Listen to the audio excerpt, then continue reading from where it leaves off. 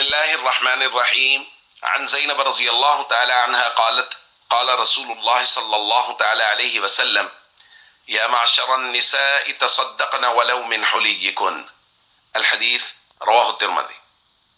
نبی کریم صلی اللہ علیہ وسلم نے ارشاد فرمایا، اے عورتوں کی جماعت، زکوٰۃ دو گو اپنے زیورات ہی سے کیوں نہ دو۔ دوستو، نبی کریم صلی اللہ علیہ وسلم نے زکوٰۃ کے باب میں بہت تاکید بیان فرمائی ہے، یہاں تک کہ خواتین کو باقاعدہ خطبہ ارشاد فرمایا، اور اس میں چونکہ خواتین کے پاس عموماً زیورات ہوتے ہیں اور ان کو طبعاً زیورات سے محبت ہوتی ہے، اس لیے باقاعدہ زیورات کو مینشن کیا کہ زیورات سے ہی کیوں نہ دینی پڑے، زکوٰۃ ضرور ادا کرو۔ آج ہم ان چیزوں کا بیان کریں گے جن پر زکوٰۃ دینا لازم ہے، اور ان چیزوں کو بھی بیان کریں گے جن پر زکوٰۃ لازم نہیں ہے۔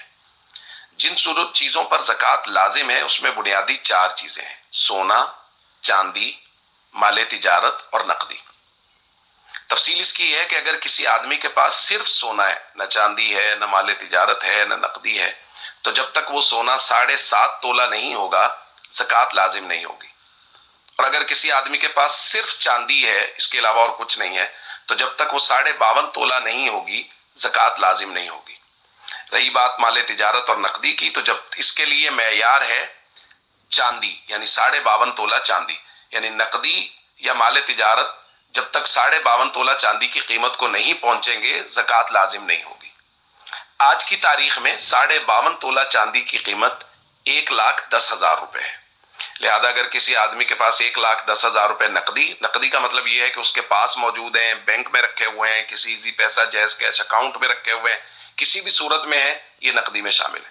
یا مال تجارت، کسی جگہ چھوٹی سی دکان بنائی ہوئی ہے، کسی جگہ انویسٹمنٹ کی ہوئی ہے، وہ 1,10,000 سے زائد ہے، اس مال تجارت میں جو زمینیں خریدی جاتی ہیں وہ بھی شامل ہیں، جو پلاٹ خریدے جاتے ہیں، پراپرٹی خریدی جاتی ہے وہ شامل ہے، جو شیئرز خریدے جاتے ہیں وہ شامل ہیں، یہ ساری چیزیں اس میں شامل ہیں۔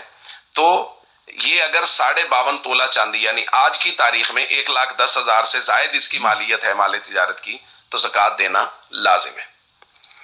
اب اس کے حساب کرنے کا طریقہ کیا ہے؟ اس کے لیے ہمیں ایک چارٹ بنانا پڑے گا۔ مثال کے طور پہ ہمارے پاس سونا ہے 1,00,000 روپے کا، چاندی ہے 1,00,000 روپے کی، مال تجارت ہے 1,00,000 روپے کا، ہمارے پاس نقدی ہے 1,00,000 روپے، یہ میں مثال دے رہا ہوں۔ تو ہمارے پاس 4,00,000 روپے جمع ہو گیا۔ اب اس میں ہم 5ویں چیز ایڈ کریں گے کہ ہم نے جو لوگوں سے پیسے لینے ہیں وہ کتنے ہیں۔ مثال کے طور پہ وہ بھی 1,00,000 روپے ہے، تو یہ ہمارے پاس کل ہو گیا 5,00,000 روپے جو ہمارے پاس موجود ہے۔ اب اس کا زکوٰۃ کا حساب بنانے سے پہلے ہم یہ کریں گے کہ جو پیسے ہم نے لوگوں کے دینے ہیں وہ اس سے نکال دیں گے۔ تو مثال کے طور پہ ہم نے لوگوں کا 2,00,000 روپے دینا ہے، تو 2,00,000 روپے اس 5 سے نکال دیں گے، پیچھے رہ گیا 3,00,000 روپے، تو 3,00,000 روپے کی زکوٰۃ ادا کریں گے۔ تو یہ ہے طریقہ زکوٰۃ کا حساب کرنے کا۔ تو میں اس حوالے سے یہ بات ضرور درخواست کر دوں کہ زکوٰۃ کے مسائل بہت پیچیدہ مسائل ہوتے ہیں، اس لیے ہم تو صرف اشارات کر سکتے ہیں۔ اصل میں آپ کو اپنے علاقے کے علماء سے رجوع کرنا چاہیے، ان کے سامنے اپنا حساب بیان کرنا چاہیے، اس کا حساب کر کے آپ کو زکوٰۃ کا نصاب بنا کے بتا دیں گے کہ آپ کی اتنی زکوٰۃ بن رہی ہے۔ ہم صرف اشارات کر سکتے ہیں۔ اور وہ چیزیں جن پر زکوٰۃ لازم نہیں ہے اس میں سمجھ لیجئے کہ وہ چیزیں جو استعمال کی ہیں، مطلب آپ کا گھر ہے، آپ کی گاڑی ہے، آپ کا موبائل ہے، گھر میں اور چیزیں جو استعمال کی ہیں ان میں زکوٰۃ نہیں ہے۔ اسی طرح آپ کا ذاتی گھر ہے، وہ اس پر زکوٰۃ نہیں ہے۔ وہ 1 2 3 4 جتنے بھی گھر ہوں، اگر آپ نے وہ کرائے پر بھی دیے ہوئے ہیں پھر بھی ان پر زکوٰۃ نہیں ہے۔ اسی طرح جو آپ کے آلات ہیں، مشینری ہے، کسی آدمی نے فیکٹری لگائی، اس میں جو مشینری پڑی ہے، بھلے وہ 10 کروڑ کی ہے، اس مشینری پر زکوٰۃ نہیں، اس مشینری سے جو آمدن آ رہی ہے اس پر زکوٰۃ ہوگی۔ تو کسی آدمی کے پاس بہت سارے گھر ہیں، بہت سارے موبائل ہیں، بہت ساری گاڑیاں ہیں جو انہوں نے کرائے پر دی ہوئی ہیں، تو ان ساری صورتوں میں ان پر زکوٰۃ لازم نہیں ہوگی، بلکہ جو ان سے آمدن آ رہی ہے اس آمدن پر زکوٰۃ لازم ہوگی۔